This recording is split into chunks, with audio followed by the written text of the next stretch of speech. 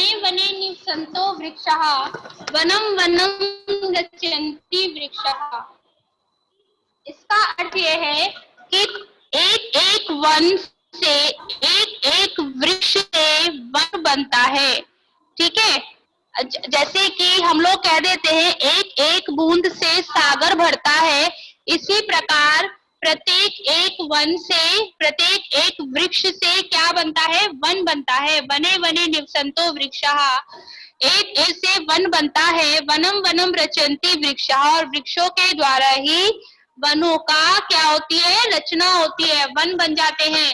जब बहुत सारे वृक्ष मिल जाते हैं, 1 2 3 4 5, जब बहुत सारे वृक्ष मिल जाते हैं तो क्या हो जाता है? वनों की रचना हो जाती है, वन बनता है। ठीक है, वने वने संतो वृक्षाः वनम वनम रचयन्ति वृक्षाः, एक एक वृक्षों से वन बनते हैं और एक एक वृक्षों से वनों की रचना होती है। शाखा दोला सेना विहगा ते किमपि कूजन्ति वृक्षाः, और इन्हीं वृक्षों पर क्या होता है? इन वृक्षों की डालियों पर शाखा, शाखा मतलब डालियों पर, टहनियों पर, दोला मतलब झूला, पक्षी क्या करते हैं? झूलते हैं, बैठते हैं। शाखा दोला सीना विहगा, पक्षी लोग इन डालियों पर इन झूला बनाकर बैठ जाते हैं और वहां पर बैठकर क्या करते हैं? कूजते हैं, बोलते हैं। ठीक है, अपनी वाणी में बोलते हैं। ओके। पिबन्ति पवनम जल संततम साधु जन इव सर्वे वृक्षाः, ये जो हमारे वृक्ष होते हैं ये वायु को पीते हैं, वायु को मतलब खाने के रूप में खाते हैं और जल को पीते हैं। जिस प्रकार साधु लोग कार्य करते हैं उसी प्रकार वृक्ष भी कार्य करते हैं। साधु लोग क्या करते हैं बेटा? साधु लोग हमेशा समाज के लिए तत्पर रहते हैं, समाज के लोगों की सेवा करने के लिए तत्पर रहते हैं। उसी प्रकार हमारे वृक्ष भी हमें छाया देते हैं, फल देते हैं, फूल देते हैं, हमारी सेवा में हमेशा तत्पर रहते हैं, हमें लकड़ियां देते हैं प्रयोग में करने के लिए। ठीक है ना? जिस प्रकार साधु लोग हमारे समाज के लोगों की सेवा में तत्पर रहते हैं, उसी प्रकार ये वृक्ष भी हमारी सेवा में तत्पर रहते हैं। क्या खाते हुए, क्या पीते हुए? हवा को खाते हुए, जल को पीते हुए, हमेशा समाज के लोगों की सेवा करने के लिए तत्पर रहते हैं। स्पृशन्ति पादै पातालम च नभशीर्षु वहन्ति वृक्षाः, इनके जो पैर हैं वो नीचे होते हैं, धरती से भी नीचे, पाताल को छूते हैं। और इनका जो सिर होता है, पेड़ों के जो जड़ें होती हैं बेटा, उन्हें तो पैर कहा गया है, जो धरती से नीचे होते हैं मतलब पाताल को छू रहे हैं। और जो पेड़ का ऊपर की डालियां, ऊपर की टहनियां होती हैं, उसको क्या कहा गया है? इनका सिर कहा गया है, जो आसमान को छू रहे हैं, नभ को क्या कर रहे हैं? छू रहे हैं। कौन? वृक्ष। स्पृशन्ति पादे पातालम च नभशीर्षु वहन्ति वृक्षाः, इनकी जो जड़ें हैं, इनके जो पैर हैं, वो क्या कर रहे हैं? पाताल को छू रहे हैं। और इनका सिर है वो आकाश को छू रहा है, मतलब जो डालियां हैं, जो टहनियां हैं, वो क्या कर रहे हैं? वो आकाश को छू रही हैं। प्यो दर्पणे स्वप्रतिबिंबम कौतुकेन पश्यन्ति वृक्षाः, और जो पेड़ नदी के किनारे होते हैं, ठीक है ना, वो नदी के किनारे जो जल है, नदी का जो जल है, उसमें अपने प्रतिबिंब को देखते हैं, उसमें अपनी परछाई को देखते हैं। कौतुकेन, उत्साह देखते हैं। कौन? वृक्ष अपनी परछाई को।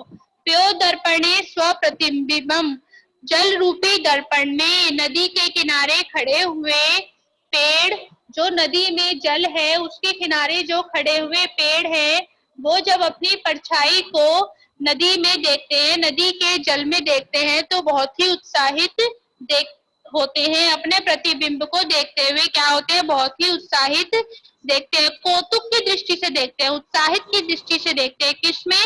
नदी के जल में अपने प्रतिबिंब को, अपनी परछाई को। प्रसारे स्वछाया संस्तरणम कुर्वन्ति सत्कारम वृक्षः, और सारे संसार में अपनी छाया को फैलाते हुए हमेशा खुश रहते हैं, हमेशा सत्कार की भावना रखते हैं, दूसरे लोगों से आदर की भावना रखते हैं, सत्कार की भावना रखते हैं, ठीक है, साधु लोगों की तरह रहते हैं। कौन? इस कविता में, इन दोहों में वृक्षों के बारे में दर्शाया यह गया है कि एक एक वन से, एक एक वृक्ष से वनों की रचना होती है, एक एक वृक्ष वन में निवास करता है, और इन्हीं वृक्षों पर डालियों का, टहनियों का झूला बनाकर पक्षी लोग क्या करते हैं? झूलते हैं। पक्षीगण क्या करते हैं? झूलते हैं, और उन्हीं डालियों टहनियों पर कूजते हैं, मतलब बोलते हैं, कूकते हैं। ये वृक्ष क्या करते हैं? हवा को खाते हैं, जल को पीते हैं, और हमेशा साधु लोगों की तरह, साधु जनों की तरह अपना जीवन व्यतीत करते हैं।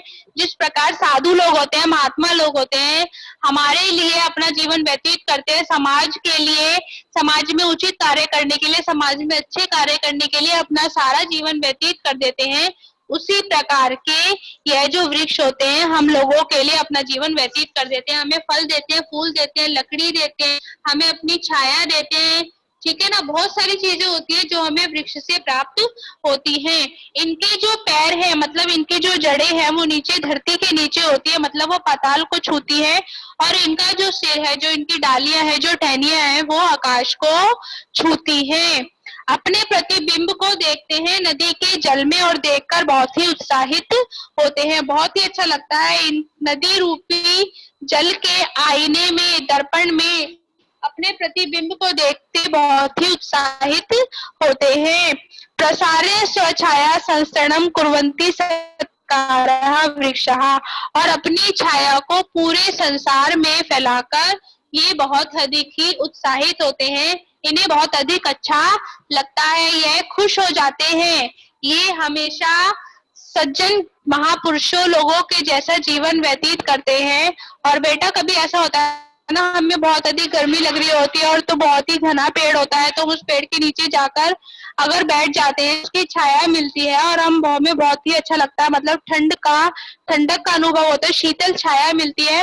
लेकिन ये लोग तो, वृक्ष तो हमसे कुछ नहीं मांगते ना, हमें वृक्षों की रक्षा करनी चाहिए, और ये क्या करते हैं? पूरे संसार में अपनी छाया को फैलाकर महात्मा लोगों के जैसे, सज्जन लोगों के जैसे अपना जीवन व्यतीत करते हैं। क्या कभी वृक्ष हमसे मांगते हैं? कुछ भी नहीं मांगते। और हम ही वृक्षों को, मनुष्य लोग क्या है, हमें वृक्षों को काटते रहते हैं। हम भूल जाते हैं कि हमें कितनी सारी चीजें प्रदान करते हैं, फल फूल, छाया, लकड़ी, बहुत सारी चीजें, इनकी सूखी पत्तियां भी हम लोगों के काम आते हैं। और हम क्या करते हैं? हम सिर्फ कुछ नहीं दे पाते उन्हें, हम उन्हें काटते रहते हैं। और ये सज्जन लोगों के जैसे अपना जीवन व्यतीत, जब ये कटते भी है ना, तो चुपचाप कटते चले जाते हैं। ये क्या, इनको भी तो दुख और दर्द होता होगा ना, इसलिए हमें कभी भी पेड़ों को नहीं काटना चाहिए, उनका सम्मान करना चाहिए, उनकी रक्षा करनी चाहिए। हमें पेड़ों को कभी भी काटना नहीं चाहिए।